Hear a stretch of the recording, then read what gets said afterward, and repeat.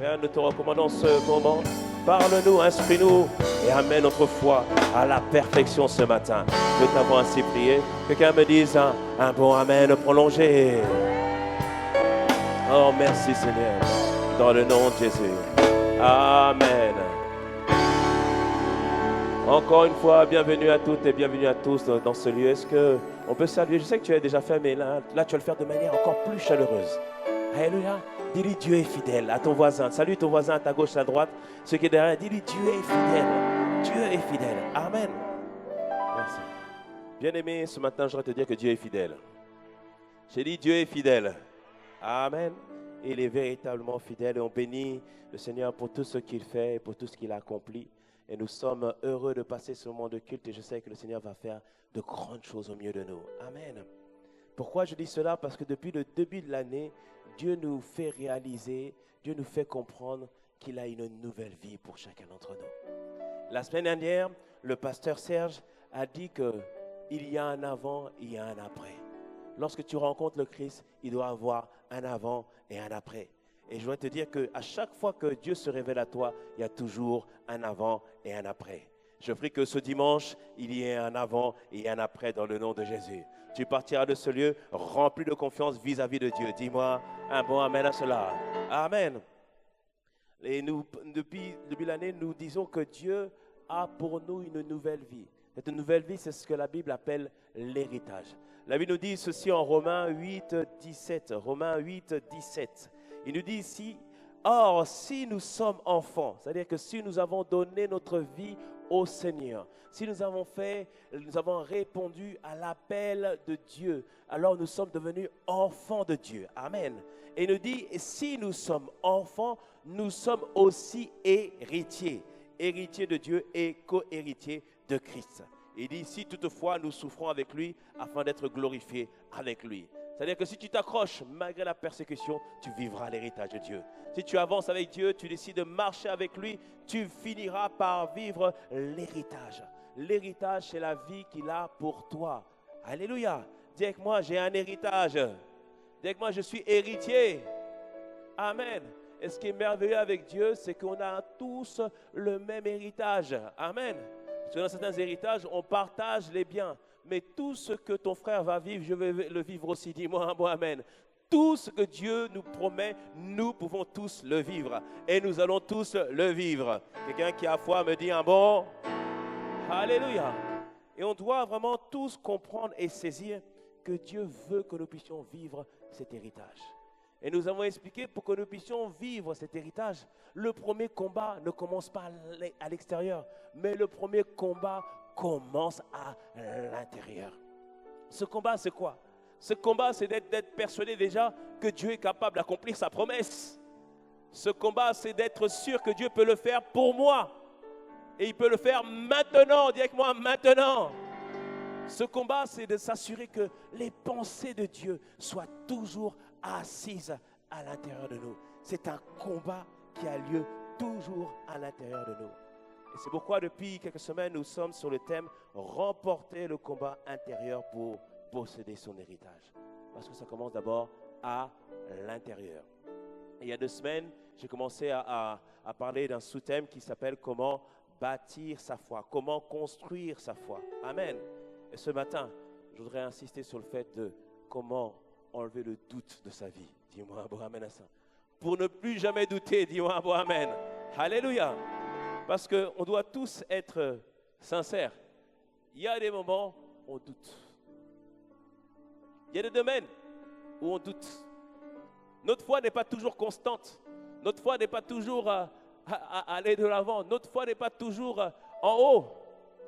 Et on voudrait tellement être comme Abraham. Abraham, il appelait le père de la foi. Alléluia. Et quand on regarde la foi d'Abraham, on prend directement Romains 4. La régie, on prend directement vers la fin. Romains 4, à partir du verset 17 à 21. Romains 4, à partir du verset 17 à 21. La Bible nous dit ceci au sujet d'Abraham. Le thème du message, c'est comment bannir le doute de sa vie. Romains 4, verset 17 à 21. La Bible nous dit ceci au sujet d'Abraham. Écoute, lis avec moi.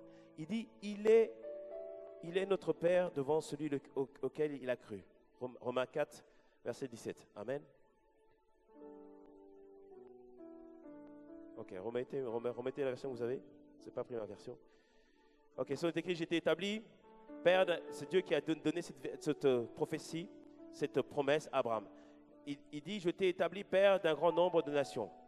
Après, il dit, il est notre Père devant celui qui l'a cru, Dieu, qui donne la vie aux morts et qui appelle les choses qui ne sont point comme si elles étaient. Là, il nous dit, ce verset 18, espérant contre toute espérance, il crut, Abraham, en sorte qu'il devint Père d'un grand nombre de nations. Celui, selon ce qui lui avait été dit, telle sera ta postérité. C'est-à-dire que Dieu lui avait donné cette parole qu'il serait le Père d'une multitude et le peuple d'une grande nation. Alléluia. Et verset 19, la Bible nous dit ceci. Il dit, et sans faiblir, dis avec moi, sans faiblir dans la foi, il ne considéra point que son corps était déjà usé. Bien qu'il avait près de 100 ans et que Sarah, sa femme, n'était plus en état d'avoir des enfants. Il ne douta point par incrédulité au sujet de la promesse de Dieu. Alléluia. Et il fut fortifié par la foi, donnant gloire à Dieu, ayant la pleine conviction que ce qu'il promet, ce que Dieu annonce, il peut aussi l'accomplir. Amen. On voit dans ce passage de Romains 4 qui nous décrit la foi d'Abraham. Ce passage de Romains 4 nous dit, première chose, que Abraham avait foi que Dieu était celui qui donnait vie au corps mortel. C'est-à-dire que Dieu donnait vie à tout ce qui était déclaré mort. C'est-à-dire qu'Abraham avait eu la conviction que même si son corps qui était usé, c'est-à-dire complètement mort, plus rien ne fonctionnait, il avait foi que Dieu était capable de redonner de la vie même là où il y avait de la mort. Amen. Que ce matin, Dieu redonne de la vie là où tout semblait être mort. Dis-moi un bon amen à cela. Alléluia. Il avait cette vérité en lui que Dieu est capable de redonner la vie à tous ceux qui étaient morts. Il avait foi aussi que Dieu appelle les choses qui n'existent pas comme si elles étaient. Dieu l'appelait Abraham. Abraham, c'est-à-dire père d'une multitude. Mais Abraham n'avait pas une multitude encore. Mais Abraham a eu foi que ce que Dieu avait déclaré sur sa vie, même si la réalité pour l'instant n'était pas en adéquation avec ce que Dieu avait dit, mais Abraham avait foi que la parole de Dieu allait se manifester. Dis-moi, Amen. Alléluia. Il avait foi que Dieu appelle les choses qui n'existent pas comme si elles étaient. C'est-à-dire que tout ce que Dieu déclarait et proclamait, même s'il n'y avait rien au début, Abraham avait foi que cela allait se manifester. Est-ce que tu me suis ou pas? Il avait cette foi-là. Alléluia. Moi, je veux cette foi-là. Qui veut cette foi-là? Amen. On veut cette foi-là. Parce que c'est cela qui permet de manifester les promesses de Dieu. Abraham avait aussi la foi que la Bible nous dit qu'il espérait contre toute espérance. C'est-à-dire que le corps était usé, mais Abraham avait été capable de dire, je crois encore à la promesse de Dieu. Dis-moi un bon amen. Parce que je ne sais pas pour toi, mais parfois les circonstances de la vie semblent t'avoir mis un hypercute et parfois tu es à terre comme le combattant de boxe. Parce que j'aime dans les films de boxe, il se relève toujours. Dis-moi un bon amen à cela. Que ce matin, que tu puisses te relever dans le nom de Jésus. Dis-moi un bon amen. Abraham n'avait jamais jeté l'éponge, bien que le temps avait passé. Il espéra contre toute espérance. La Bible nous dit qu'il ne faiblit point dans sa foi, c'est-à-dire qu'il refusa de considérer les faits, il refusa de considérer le fait que son corps était usé, le corps de sa femme était usé. Et il avait la confiance que Dieu était capable d'accomplir sa promesse. Et il ne douta point dans les promesses de Dieu, bien au contraire, il fut fortifié dans la foi. Et la Bible nous dit qu'il rendit grâce à Dieu. Rendit grâce à Dieu, c'est-à-dire qu'il loua déjà Dieu. Il proclama déjà Dieu, il dansa déjà devant Dieu bien avant que la promesse puisse se manifester. Ça, c'est une foi incroyable. Imagine-toi, tu es déjà en train de la maison, en train de te réjouir, en train de danser, même si la promesse n'est pas encore arrivée. Amen. Et tu dois avoir cette foi-là, cette ferme conviction que notre Dieu est fidèle. Et il accomplira sa parole. Dis-moi un bon amen à cela. Dis-moi un bon amen à cela. Il est fidèle et il accomplira sa parole. Alléluia. Je te vois danser ce soir dans ta cuisine, en train de louer le Seigneur et dire, Seigneur, merci pour ta grâce, merci pour ta parole, merci pour ta fidélité, parce que tu es celui qui redonne vie à tout ce qui est mort. Tu es celui qui appelle les choses qui n'existent pas comme si elles étaient. Merci parce que tu m'as appelé élu de Dieu. Merci parce que tu m'as appelé béni. Merci, Père. Toutes ces paroles s'accomplissent dans ma vie, dans le nom puissant de Jésus. Dis-moi un mot, amen. Il avait cette conviction. Après toutes ces années, il avait cette conviction. Mais la question qu'on peut se poser, est-ce qu'au tout début, Abraham avait cette foi-là? Est-ce qu'au tout début, Abraham a toujours gardé cette foi? Non, la vérité, mon bien-aimé, non. Et là, on peut dire, ouf, dis-moi, ouf. Ça veut dire qu'il y a de l'espoir pour toi et pour moi. Dis-moi un bon amen à cela. Alléluia. Oh, il y a de l'espoir pour toi et pour moi. Pourquoi il y a de l'espoir pour toi et pour moi? Parce que la Bible nous dit, au tout début, nous avons tous reçu une mesure de foi. Alléluia. C'est-à-dire que nous avons tous reçu une dose de foi. La Bible nous dit en Romains 12, 3. Romains 12, 3. Il dit, par la grâce qui m'a été donnée, je dis à chacun de vous de n'avoir pas de lui-même une autre opinion, mais de revêtir des sentiments modestes, selon la mesure de foi que Dieu a départie à chacun. C'est-à-dire que Dieu a donné à chacun une mesure de foi. Cette mesure de foi, c'est cette foi-là qui t'a permis de croire. Ah oui, bien-aimé, pour que tu puisses croire en Dieu, Dieu t'a donné sa foi. Parce que Dieu t'a donné une mesure de foi. Et cette foi-là te permet de croire en Dieu, de savoir que maintenant tu es appelé enfant de Dieu. C'est savoir que lorsque tu quitteras cette terre, bien-aimé, tu seras dans la présence de Dieu pour toute l'éternité. Dis-moi un bon amen. C'est cette foi qui me fait dire que toi et moi, pour ceux qui marchent avec Dieu, là-haut, on sera là ensemble en train de louer le Seigneur. On va taper comme ça. On va louer le Seigneur pour l'éternité. Dis-moi un bon amen. Alléluia. C'est ça que Dieu a mis en nous. Dis-moi un bon amen à cela. Amen. Moi, j'ai foi en cela dans le nom puissant de Jésus. Même si ce matin tu es loin de Dieu, j'ai foi que dans l'éternité, on sera ensemble dans le nom de Jésus. Car Dieu va changer ta foi. Dis-moi un bon amen à cela. Oh, bien-aimé, j'ai foi en ça. J'ai foi en ça. Dis-moi un bon amen. Eh bien, dis-moi un bon amen. Moi, j'ai pleinement foi en ça dans le nom de Jésus. Même si ce matin tu doutes de Dieu, moi j'ai la foi pour toi ce matin dans le nom de Jésus. Avant la fin de ce message, tu ne vas plus douter de Dieu dans le nom de Jésus. Alléluia. On a tous reçu une mesure de foi. On a tous reçu une foi qui permet de croire en Dieu. Mais le but de Dieu, ce n'est pas qu'on reste avec une mesure de foi, juste pour être sauvé. Mais il veut que notre foi puisse maintenant grandir et progresser. Alléluia. Il veut que notre foi puisse grandir et progresser. Alléluia. Et c'est pourquoi il y a 2 semaines, on a commencé à parler de la petite foi. Parce qu'on peut aussi avoir une foi qui est restée à l'état de petite mesure. Et ça reste une petite foi. La petite foi est dangereuse. Pourquoi? Parce qu'elle ne permet pas de saisir et de vivre les promesses de Dieu. On a dit la petite foi c'est celle qui s'inquiète même pour les choses de base. La petite foi s'inquiète de savoir est-ce que je vais avoir de quoi manger? Est-ce que je vais avoir de quoi me vêtir? La petite foi s'inquiète même des choses de base.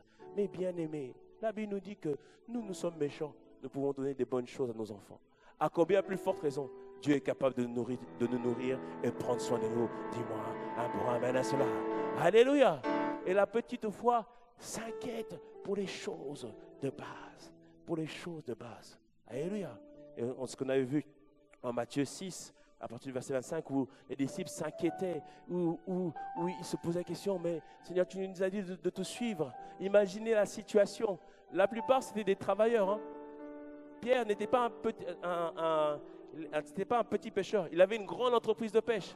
Mais ils ont tout abandonné pour le Seigneur. Mais ils ont tout laissé pour le Seigneur. C'est ça qu'ils se disaient au Seigneur, mais comment on va faire pour s'en sortir? Mais en Matthieu 6, 33, il leur a dit une instruction incroyable. Il leur dit, cherchez premièrement le royaume de Dieu et sa justice. Et quoi? Tout le reste vous sera donné. Alléluia. C'est-à-dire que intéresse-toi aux intérêts du royaume. Intéresse-toi à répandre l'évangile. Intéresse-toi à parler de Jésus. Intéresse-toi d'annoncer ce que Jésus fait. Prie pour ton frère, prie pour ta sœur. Il te dit, tout le reste te sera donné par-dessus tout. Dis-moi un bon amen. C'est-à-dire que le vêtement va venir par-dessus tout. Le manger va venir par-dessus tout. Dis-moi un bon amen à cela. Alléluia. Bien-aimé, on a lancé l'association GED sache que plus on va prendre soin des gens, plus on va prendre soin des démunis, plus tu vas voir que ta maison va être remplie de biens précieux. Dis-moi un bon amen. Tu sais pourquoi? Parce que Dieu regarde les personnes qui prennent soin de ce que Dieu leur donne. Si nous arrivons à prendre un peu de ce que Dieu, de nos finances, et qu'on les redistribue, Dieu va encore redistribuer dans notre maison afin que nous puissions distribuer encore. Dis-moi un bon amen. Que Dieu fasse de nous une usine de distribution dans le nom de Jésus. Qu'il fasse de toi une usine de distribution dans le nom de Jésus. Amen. Alors bien-aimé, ne t'inquiète pas. Intéresse-toi aux choses du royaume. Amen. Ce que j'ai découvert, ce sont toujours les personnes généreuses qui ne manquent jamais de rien à la maison. Tu n'as jamais remarqué? Plus la personne est généreuse, mais plus elle ne manque de rien. Ça, c'est les principes du royaume. Alléluia. Donc, bien-aimé, ne t'inquiète pas dans le nom de Jésus. Dis-moi un bon amen à cela. Ne t'inquiète pas, ne te laisse pas aller aux inquiétudes. Non, loin de là. On a dit la petite foi s'inquiète des choses de base. La petite foi aussi, dès qu'il y a une tempête, dès qu'il y a un problème, elle panique, elle a peur, elle doute pleinement de Dieu. Et je t'avais dit il y a 2 semaines que ce n'est pas parce que Dieu a parlé qu'il n'y aura pas la tempête. Ou je veux dire autrement, ce n'est pas parce qu'il y a la tempête que Dieu n'a pas parlé. Dis-moi un bon amen à cela. Alléluia. Et parfois parce que Dieu a parlé, la tempête se lève, les situations se lèvent, l'ennemi se lève contre toi. Mais reste accroché sur la parole de Dieu. Tu iras jusqu'au bout dans le nom de Jésus. Dis-moi un bon amen à cela. Alléluia. Mais la vérité, bien-aimé, c'est que quand la tempête se lève, quand ça tarde, le doute, il frappe à la porte. Le doute vient frapper à la porte de notre cœur. Le doute, c'est quoi? On commence à hésiter. On n'a plus tout à fait confiance en Dieu. On n'est plus trop sûr que Dieu va accomplir sa parole. Est-ce que tu me suis ce matin? Alléluia. On manque de confiance. On est dans l'indécision. Est-ce que Dieu a-t-il parlé ou pas? Eh bien aimé, Dieu n'a rien contre toi ce matin. Il te dit, c'est normal de douter. Mais ce matin, il veut te passer de la vallée du doute à la vallée de la foi. Dis-moi un bon amen à cela. Il veut te faire passer à la vallée de la foi. Dis-moi un bon amen à cela. Amen. Alléluia. Est-ce qu'on me suit ce matin? Parfois, on doute. Et je dois te dire une chose, c'est que, comme je te dis, Dieu n'a rien contre cela, contre le doute au début, parce que tu dois progresser. Et parfois, je vais te choquer en disant ça, parfois le doute est salutaire. Ça dépend sur qui tu portes le doute. La Bible nous dit ceci, Proverbe 14,15, dans la version édition Genève. Il dit, Proverbe 14,15, que l'homme simple croit tout ce qu'on dit, mais l'homme prudent est attentif à ses pas. Il dit que l'homme simple croit tout ce qu'on dit, mais l'homme prudent est attentif à ses pas. Ce verset te dit qu'il est normal parfois de douter de certaines personnes. Dis-moi, bon, amen à cela. Parce que certaines personnes te disent, pasteur, je vais faire telle ou telle chose. Mon frère, je vais accomplir toute telle chose. Au début, c'est normal de douter. Dis-moi, bon, amen. Il dit, bien aimé, on ne va pas te donner du crédit pour l'instant. On va t'observer, on va t'examiner et on va prendre le temps au fur et à mesure de marcher en confiance. Dis-moi, bon, amen à cela. Amen. Il dit, c'est tout à fait normal parfois de douter de certaines personnes. Lorsqu'on ne connaît pas la personne, lorsqu'on est au début de la relation, c'est tout à fait normal de douter. Dis-moi un bon amen. Ma soeur, s'il vient te voir, hello baby, je t'ai vu, depuis je t'observe. Mets-moi un peu un truc là, tu vois. Un peu. Ouais. Tu sais, quand je t'observe et que je te vois chaque dimanche, j'ai à cœur de vraiment marcher avec toi. Et après, il va sortir les mots et tout ça. Mais bien, ma soeur, quoi qu'ils te disent, il faut mettre un point d'interrogation. Il faut vous dire, est-ce que c'est vraiment vrai? Est-ce que c'est vraiment sûr ou pas? Est-ce que tu me suis ou pas? Amen. Je t'autorise même à engager un détective privé. Dis-moi un bon amen. Dis-moi un bon amen. Alléluia. Moi, j'ai dit à Dieu, Dieu peut révéler les choses. Amen. Mais je ne vais pas faire jeûne et prière pour que Dieu me révèle si quelqu'un fait des bêtises. Là, j'engage un détective privé, comme ça, c'est réglé tout de suite. Et je demande à Dieu de me révéler les choses secrètes de Dieu. Dis-moi bon amen à cela. Amen. Amen. C'est tout à fait normal au début de ne pas accorder du crédit à quelqu'un. Parce qu'il faut regarder, examiner. Est-ce que cette personne est pleinement digne de confiance? Est-ce que tu me suis ou pas? Amen.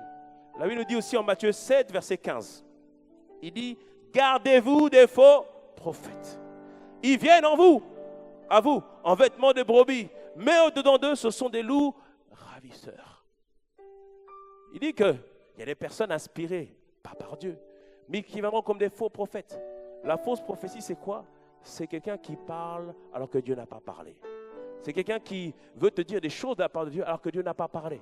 Et la Bible nous dit ici, faites attention parce que dans l'Église, il y aura des faux prophètes.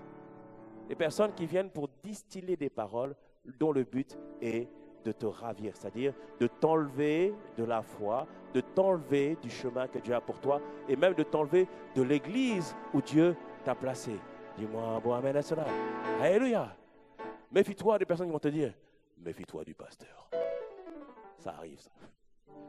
Ce sont des loups ravisseurs qui veulent te retirer de là où tu es. Quand c'est comme ça, bien-aimé, il faut prendre le temps de sonder, de demander, de réfléchir et de dire, Seigneur, révèle-moi véritablement, est-ce que c'est une bonne personne? Est-ce que tu me suis ou pas? Amen. Est-ce que tu me suis ou pas? Amen. Et c'est tout à fait normal de douter des hommes, parce que les hommes sont faillibles. Amen. Et puis, chaque personne doit être éprouvée avec le temps. Amen. C'est qu'avec le temps, tu vois est-ce que c'est une personne de confiance ou pas. Avec le temps, tu sais si tu peux lui faire confiance à 100%. Amen. Est-ce que monsieur ou pas? Ça, c'est le doute vis-à-vis des hommes. Mais attention, on ne doit pas avoir le doute vis-à-vis de Dieu. Alléluia. On ne doit pas avoir le doute vis-à-vis de Dieu. Et le doute, c'est l'arme redoutable que Satan utilise pour nous faire sortir du plan parfait que Dieu a pour nous. Est-ce que tu me suis ce matin? Jacques nous le dit. Jacques 1, verset 5 à 8. Jacques 1, verset 5 à 8. Il nous dit, si quelqu'un, Jacques 1, verset 5 à 8, nous dit, si quelqu'un d'entre vous manque de sagesse, qu'est-ce qu'il doit faire? Qu'il la demande à Dieu, qui donne à tous. Dis-moi, oh, amen. C'est-à-dire que si nous tous nous demandons la sagesse, il nous la donne. Dis-moi, oh, amen. Et qu'il donne à tous simplement et sans reproche. Et elle lui sera donnée. Et verset 6.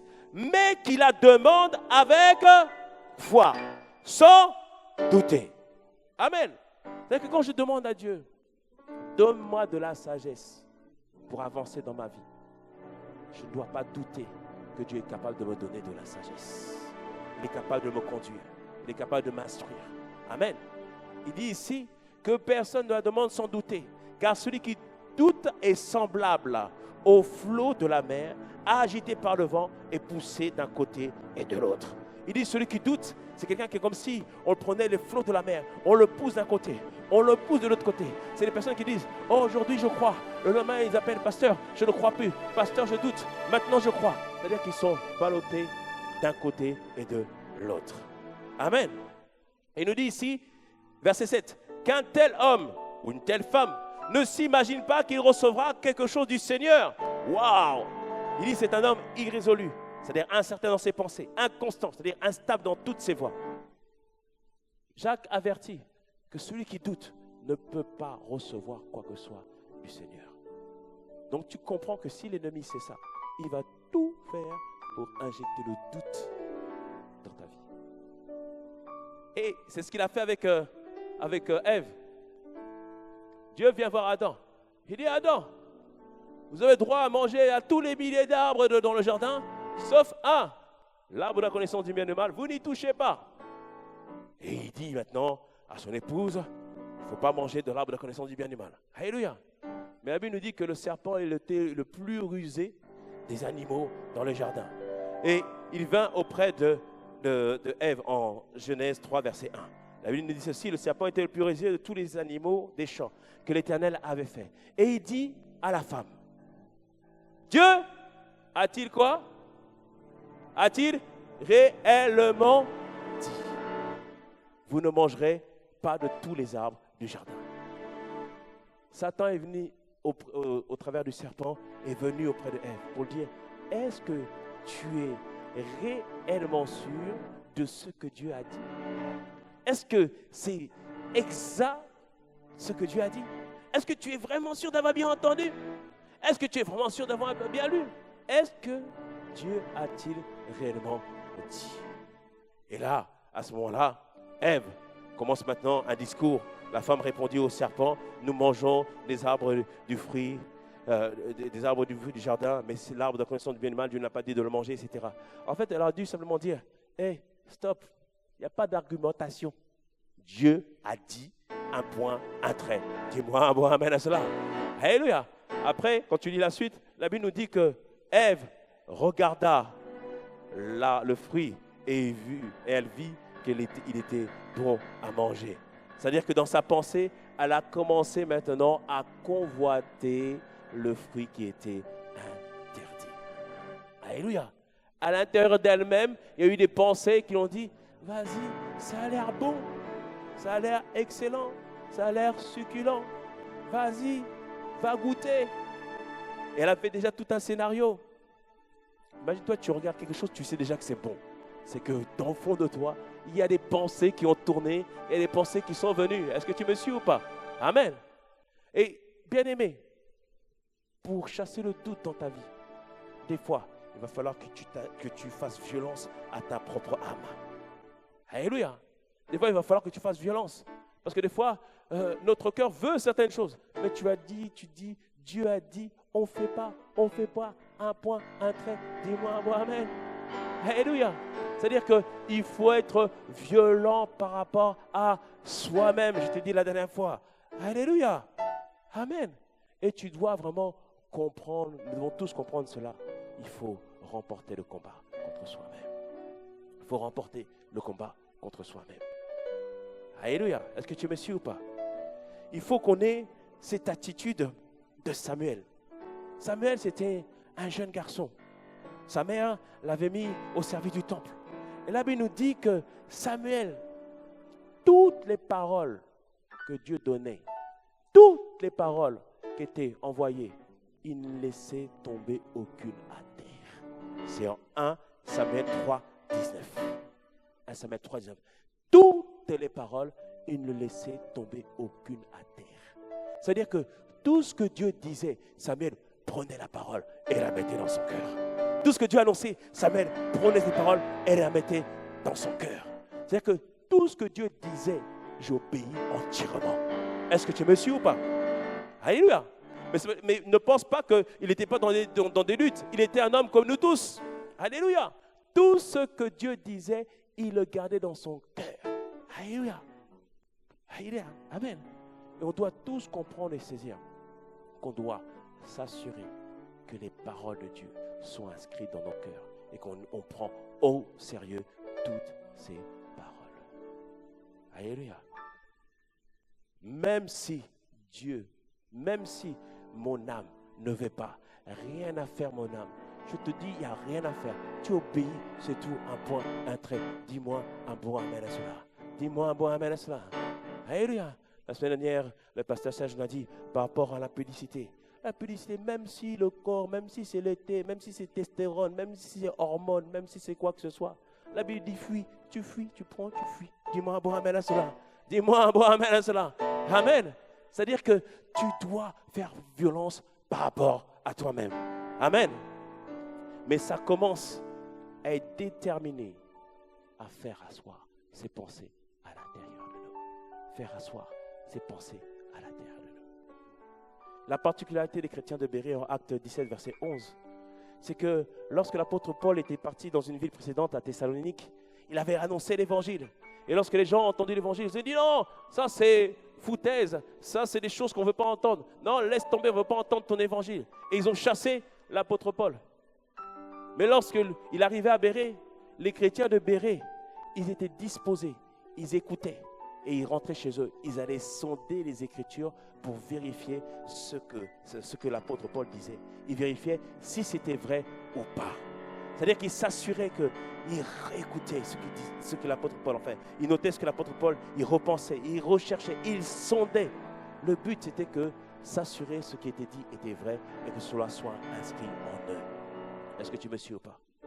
C'est-à-dire, bien-aimé, tout ce qu'on prêche ici, rentre à la maison, prends la parole, sonde-la, examine, scrute, vérifie si c'est la vérité. Amen. Ainsi tu diras, ainsi dit la Bible, et non plus, ainsi dit Pasteur Madeta. Dis-moi bon amen à cela. Alléluia. Il faut sonder, avoir cette détermination à sonder la parole de Dieu pour que tout soit inscrit sur les tableaux de ton cœur. Est-ce que tu me suis ou pas? Amen. Et c'est comme ça que le doute commence à être banni, que le doute commence à partir. Et bien aimé, je te l'ai dit tout à l'heure, Dieu n'est pas fâché que tu le doutes. Mais Dieu veut te faire passer maintenant à un autre niveau de foi. Tout à l'heure, on a parlé d'Abraham. On a lu ce que la foi d'Abraham était, qu'il croyait que Dieu était capable de rendre vie au corps mortel. On a vu qu'il croyait que Dieu était capable de parler, d'annoncer, c'est-à-dire qu'il était celui qui parlait, qui était celui qui parlait aux choses, c'était celui qui appelle les choses qui n'existent pas comme si elles étaient. On a vu qu'Abraham avait pleinement confiance en Dieu. Mais Abraham n'a pas commencé comme ça. Abraham n'a pas toujours été comme ça. Il y a eu un cheminement qu'Abraham a dû passer. Et c'est cheminement par lequel nous tous, bien-aimés, nous tous, dis quoi, nous tous, on passera. Afin qu'on ait une foi ferme, une foi solide, comme celle de papa Abraham. Amen. On le voit que Abraham, lorsqu'il a été appelé en Genèse 12, Dieu l'a appelé, Dieu s'est révélé à Abraham. Il a dit à Abraham, quitte ta patrie, quitte ta famille et va dans le pays que je te montrerai. C'est ce qui est arrivé lorsque nous avons répondu à l'appel au Seigneur. Dieu nous a dit, j'ai une nouvelle vie pour toi. On dit, Seigneur, je veux vivre cette vie. Il t'a dit, alors suis-moi, quitte tes anciennes habitudes, quitte le monde et suis mes principes, suis ma voie. Amen. Et Abraham, c'est ce qu'il a fait. Il habitait dans une ville qui s'appelle Charan et il a quitté. Il a dit, Seigneur, je vais te suivre. Il dit, vers un pays que je te montrerai. Dieu ne lui a même pas dit où il allait aller. Mais Abraham a eu foi en Dieu. Il a eu confiance en Dieu. Comme toi aussi, tu as eu pleinement confiance dans le Seigneur. Dis-moi un bon amen à cela. Alléluia. Il a dit quitte. Et Abraham a été décidé à quitter. Amen. Et il a montré qu'il avait la foi parce qu'il avait tout simplement obéi à la parole de Dieu. Amen. Et regarde, remets-moi, après en Genèse 13, Dieu se révèle encore à Abraham. Genèse 13 à partir du verset 14. Dieu dit ceci à Abraham. L'Éternel dit à Abraham, parce que au début il s'appelait Abraham et pas Abraham, je t'expliquerai tout à l'heure pourquoi. Abraham, après que Lot se fut séparé de lui, il dit, lève les yeux et du lieu où tu es, regarde vers le nord et le midi, vers l'orient et l'occident.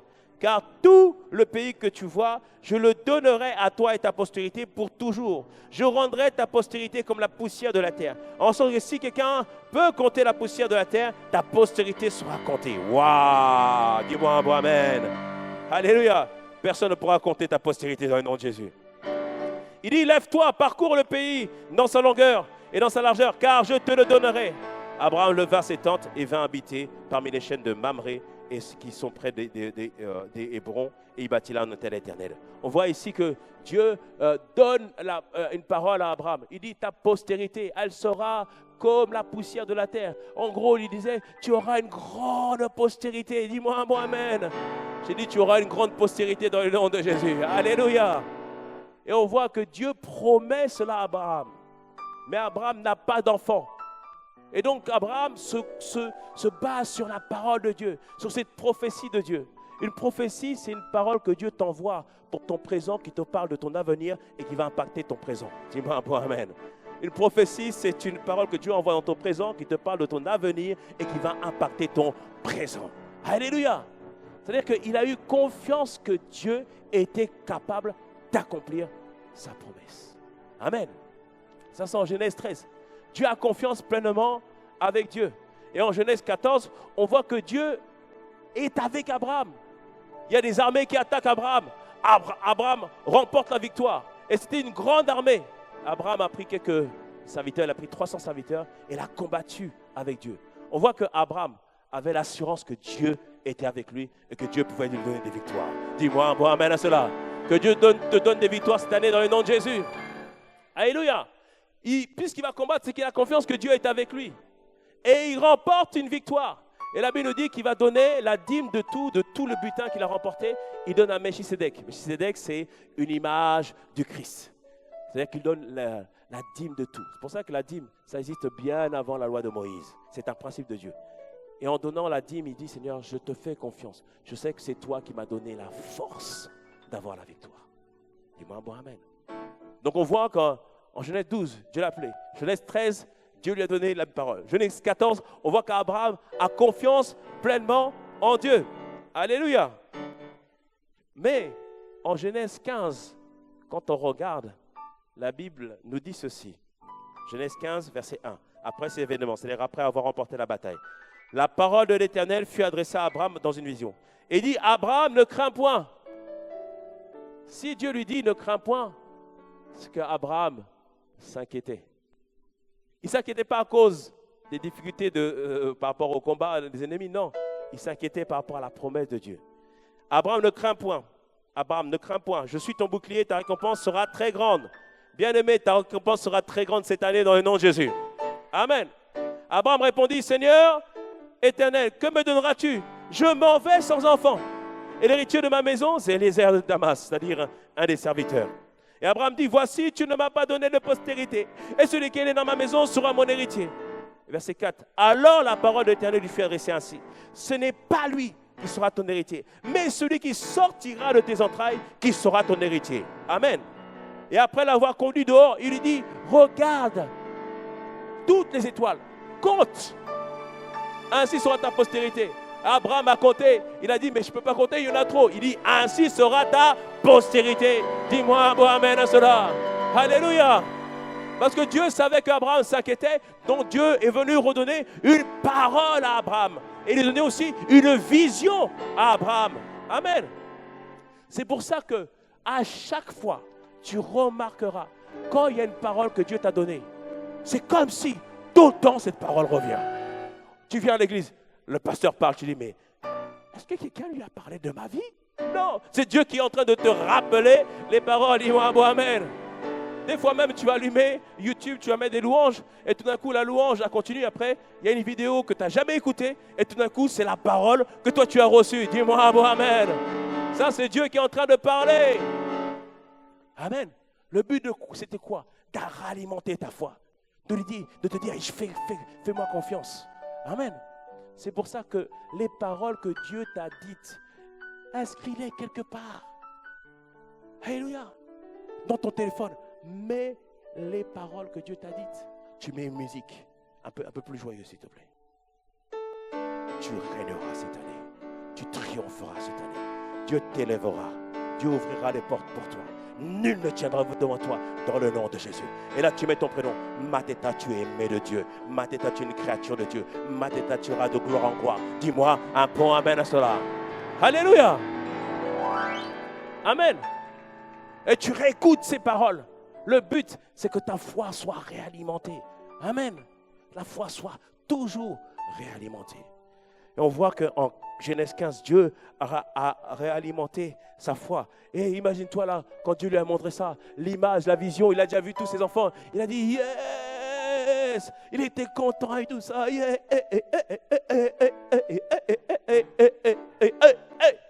Dis-moi un bon amen. Il était heureux que Dieu lui a montré. Et il rentre. Hé bébé Sarah, Dieu m'a montré. Et en Genèse 16, Sarah lui dit, Abraham, mais regarde déjà, mon corps est usé. Mon corps, c'est compliqué. Parce qu'elle avait plus de 75 ans. Mon corps, c'est compliqué. Il dit, Abraham, prends Agar seulement. Va faire un enfant avec elle. Parce que dans ces temps-là, dans cette contrée-là, on pouvait avoir un enfant avec sa servante. Amen. C'était dans les temps avant. Dis-moi un bon amen. C'est les temps avant. Alléluia. Et ce n'était pas la volonté de Dieu non plus. Dis-moi un bon amen. Alléluia. Pas la volonté de Dieu du tout. Et sa femme lui dit, mais non, laisse tomber, Abraham. Ok, c'est bien. Prends seulement Agar. Elle va avoir un enfant. Et puis comme ça, on n'en parle plus. Comme ça, il y a une sorte de promesse qui s'accomplit. Elle a voulu aider Dieu. Bien aimé, Ne cherche pas à aider Dieu. Ce qu'il a dit pour ta vie, il accomplira dans le nom de Jésus. Ce qu'il a dit pour ta vie, il accomplira dans le nom de Jésus. Il te conduira sur le bon chemin dans le nom de Jésus. Il te dira comment il va le faire dans le nom puissant de Jésus. Dis-moi un bon amen. Laisse-le faire selon ce qu'il veut dans le nom puissant de Jésus. Dis-moi un bon amen. C'est lui qui connaît pleinement les plans et les projets qu'il a établis pour toi. Dis-moi un bon amen à cela. Alléluia. Et en Genèse 16, donc il va vers Agar. Et Agar a un enfant avec Abraham. Et ça, c'est arrivé pourquoi? Parce que ça faisait 13 ans que Dieu avait parlé. Ça faisait 13 ans que Dieu lui avait à parler. Entre Genèse 13, qu'on a vu tout à l'heure, où il a Dieu a donné sa promesse, entre maintenant Genèse 16, il y a eu 13 ans qui se sont passés. Et Abraham, dans son cœur, il avait même dit, bon, on a oublié la parole. Bien que Dieu l'avait encouragé, mais là, par rapport à sa femme, il avait dit, s'était découragé. Est-ce que tu me suis ce matin? Tu vois qu'Abraham n'a pas toujours été solide dans sa foi. Solide dans sa foi. Mais en Genèse 17, Dieu maintenant se révèle encore à nouveau à lui. Et en Genèse 17, au verset 17, Dieu va encore lui parler. Il dit, mais Abraham, tu vas avoir une postérité. Et Abraham, au verset 17, lui dit, la une s'est jetée à la vase contre terre et il rit. Il dit, Dieu lui a dit, tu vas avoir un enfant. Il y a une Bible qui s'appelle Experience Bible Experience, c'est en anglais. Quand tu l'écoutes, c'est la Bible en audio. Et là, tu entends, à ce moment-là, tu entends les bruits de chameaux. Et tu vois vraiment dans le réel ce qui se passait à Abraham, quoi. Tu entends les bruits de chameaux et tu entends Abraham qui rit. Et après, on dit à Sarah, tu seras enceinte. Elle fait. Mais attends. Ça fait 13 ans, man. Même là, un an de plus, ça a passé 14 ans. Ça fait 14 ans qu'on attend.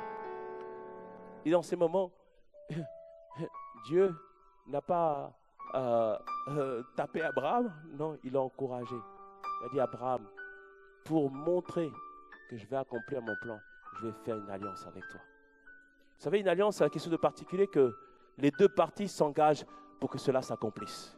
Une alliance n'est brisée que s'il y a la mort d'une des deux personnes ou par une alliance plus forte. Mais Dieu, quand il signe une alliance avec Abraham, il jure sur lui-même. C'est-à-dire qu'il ne pouvait pas jurer plus que lui-même. Il jure sur lui-même que ses enfants vont posséder la porte de nos ennemis. Il jure sur lui-même qu'il va accomplir pleinement son alliance. Ça, c'était dans l'Ancien Testament. Dans le Nouveau Testament, nous avons la plus grande des alliances. Dis-moi, bon, amen. Nous avons la plus grande des alliances. Jésus, en versant son sang, il a signé une alliance entre toi, avec toi. Dis-moi, bon, amen. C'est-à-dire que tout ce qu'il dit, il garantit qu'il va le faire. Dis-moi, bon, amen. Tout ce qu'il annonce, il garantit ce qu'il va le faire dans le nom de Jésus. Tout à l'heure, on a pris la Sainte Seine, on a dit, c'est la nouvelle alliance en mon sang. Amen. La nouvelle alliance en son sang. C'est-à-dire que c'est établi. Une alliance ne peut pas être brisée. Amen. Tout ce qu'il dit, il accomplira parce qu'il a une alliance avec toi. Dis-moi un bon amen à cela. Alléluia.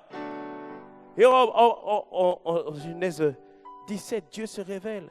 Mais il dit, mais non, Dieu laisse tomber. Laisse Ismaël. Ismaël est bien là. Il fait vivre Ismaël. C'est beau Ismaël. Dieu dit, non. Je vais accomplir mes paroles. Je vais accomplir ce que je veux faire. Je vais accomplir ce que je vais réaliser. Et ce matin, il te dit, il va accomplir ce qu'il t'a dit. Dis-moi un bon amen. Il va accomplir tout ce que tu as mis dans ton cœur. Dis-moi un bon amen. Parce que je sais, il y a des fois, tu as eu tellement de fois, tu as dit, cette fois, c'est accompli, ça va se réaliser. Mais tu as eu l'impression que ce n'est pas réalisé. Mais sache que c'est en route. Le colis est en route. Et cela s'accomplira dans le nom de Jésus. Dis-moi un bon amen. Alléluia. Alléluia.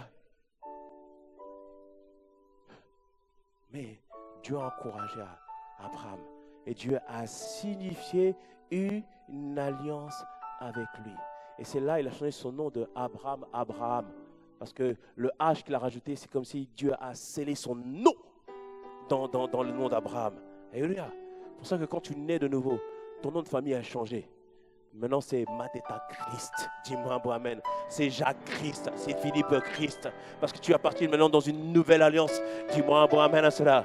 Dis-moi un bon amen. Alléluia. Et Dieu lui signifie que je vais accomplir mes plans et je vais accomplir mes projets. Et Dieu et Abraham a eu confiance pleinement en l'Éternel. Amen. Et 10 ans ont passé. Et au bout de 24 ans, waouh, 24 ans, Dieu a envoyé des envoyés et lui dit, ta femme sera enceinte l'année prochaine. Et 24 ans. Et Dieu a accompli sa parole. Dieu a manifesté sa parole. Bien-aimé, Dieu a accompli sa parole. Dieu est fidèle. Pourquoi ça a pris autant de temps? Je n'en sais rien. Pourquoi ça a autant duré pour Abraham? Je n'en sais rien. Pourquoi ça dure autant pour toi? Je n'en sais rien. Mais une seule chose dont je suis sûr, c'est que Dieu est fidèle, mais que aussi Abraham est appelé le père de la foi. Et Dieu ne fait acception de personne. S'il l'a fait pour Abraham au bout de 24 ans, il est capable de le faire pour nous tous dès maintenant. Dis-moi un bon amen à cela. Dis-moi un bon amen. Alléluia. Alors comment on se débarrasse du doute? Il y a 2 semaines, je te l'ai dit. Comment on se débarrasse du doute? Médite sur la fidélité de Dieu. Médite sur la fidélité de Dieu. Examine juste l'histoire qu'on a fait. Là, relis à la maison toute cette histoire. Bien aimé, entre Genèse 12 jusqu'à Genèse 17 et après les autres passages, 24 ans se sont passés. Il l'a accompli, il l'a réalisé. Médite sur la fidélité de Dieu. Médite aussi encore plus sur Genèse 3.16. Genèse 3.16, Dieu avait annoncé à la femme que sa postérité allait écraser la tête du serpent, annonçant que le Christ allait venir. Et il s'est passé près de 6000 ans entre cette parole et l'accomplissement de cette parole. Et il a attesté que Jésus est venu, dis-moi bon amen. Donc imagine-toi, si Dieu est capable d'accomplir une parole qui a été lancée, gardée pendant 6000 ans, à combien plus forte raison il est capable d'accomplir ces paroles dans ta vie. Amen. Bien-aimé, médite sur la fidélité de Dieu. Réalise que Dieu a été fidèle pour Abraham. Dieu a été fidèle dans tous ses écrits. Amen. Et quand tu médites sur la fidélité de Dieu, pense aussi aux frères et aux sœurs qui ont eu l'exaucement de ce que Dieu leur a promis. Alléluia. Dans ces moments-là, ne dis pas, mais Seigneur, et moi,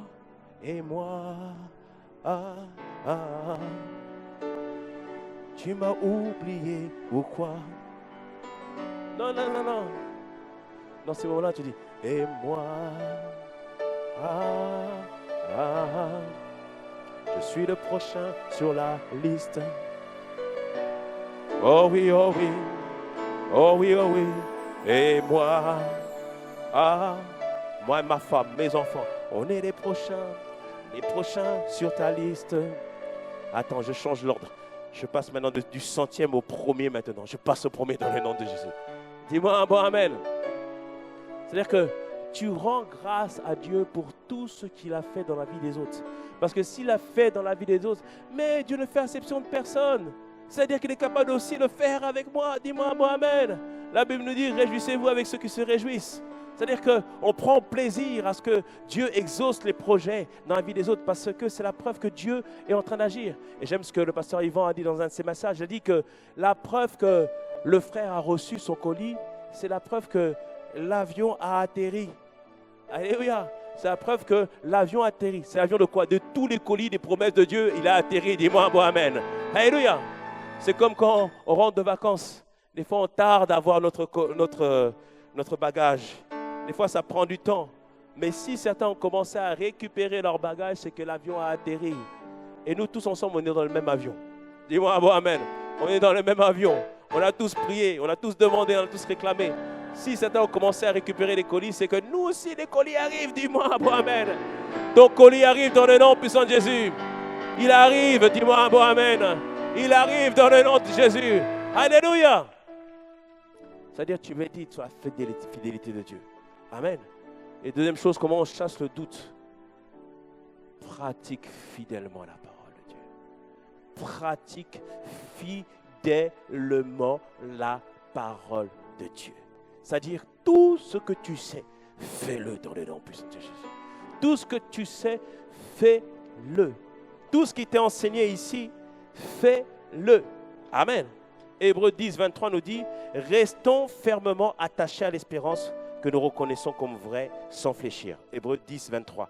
Restons fermement attachés à l'espérance que nous reconnaissons comme vraie sans fléchir.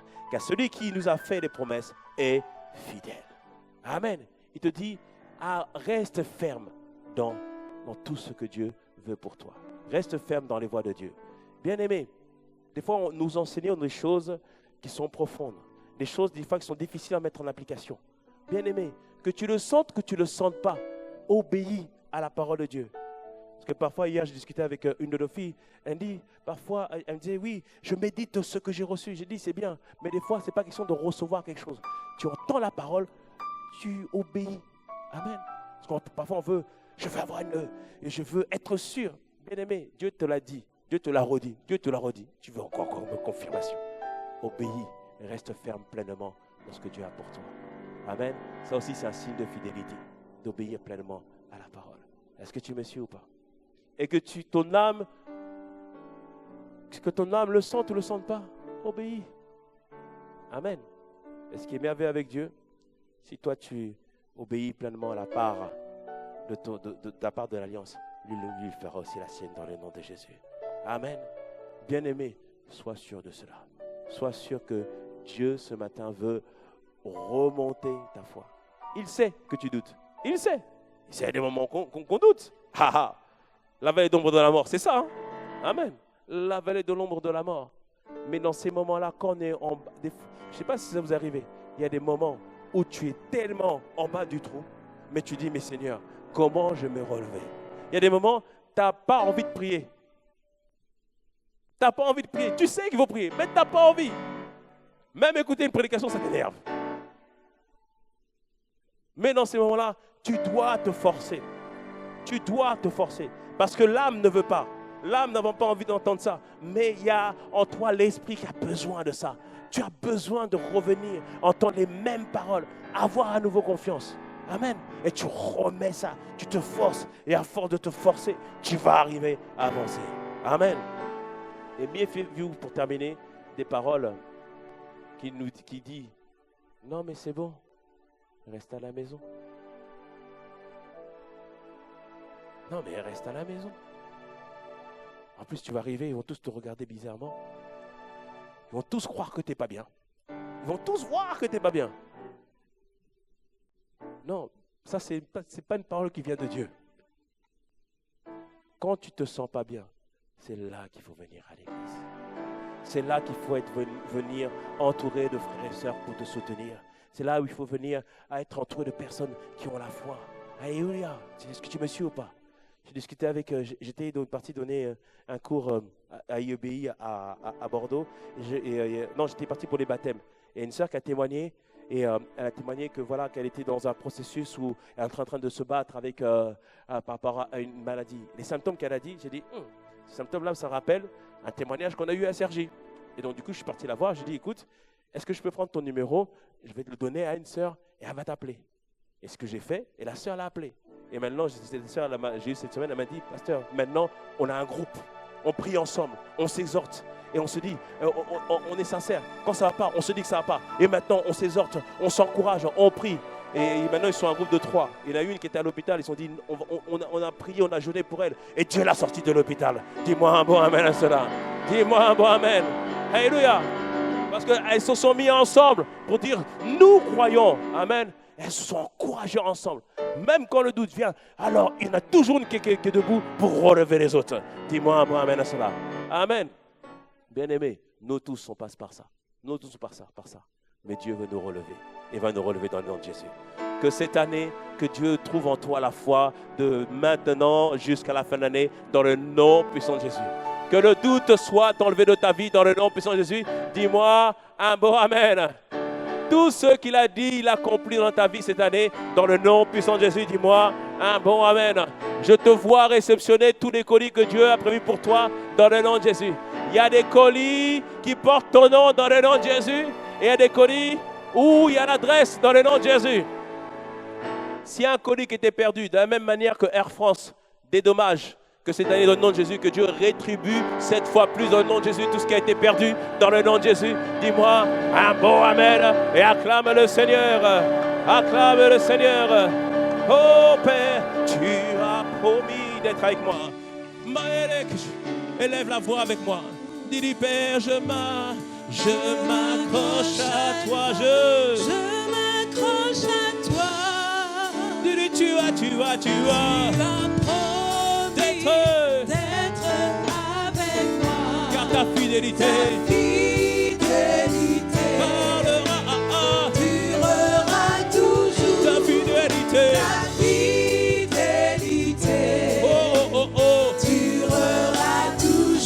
durera toujours.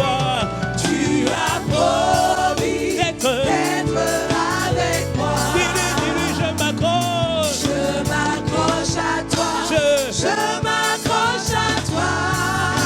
Tu as promis d'être avec toi. Oh, ta fidélité, elle parlera, durera toujours. Oh, ta fidélité, oh, parlera, durera toujours. Tu as promis d'être avec moi. C'est pour toi. Je m'accroche à toi. Tu as promis d'être avec toi. Ta fidélité durera toujours. Ta fidélité durera toujours. Mon papa est fidèle. Il ne m'abandonne jamais. Oh oui. Je n'ai plus rien à craindre, car Yahweh m'a libéré. Mon papa est fidèle. Il ne m'abandonne jamais. Je n'ai plus rien à craindre, car Yahweh m'a libéré. Mon papa est fidèle. Oh non, je n'ai rien. Il ne m'abandonne jamais. Je n'ai plus rien à craindre, car Yahweh m'a libéré. C'est pourquoi je suis dans la joie. Une joie immense. Je suis dans l'allégresse, car Yahweh m'a libéré. Je suis dans la joie. Une joie immense. Je suis dans l'allégresse, car Yahweh m'a libéré. Juste le peuple. Je suis. Une joie. Je suis. Car. Allez, mieux que ça, je suis. Dis-le. Je suis ce matin. Car Yahweh. Avec les parents, je suis. Je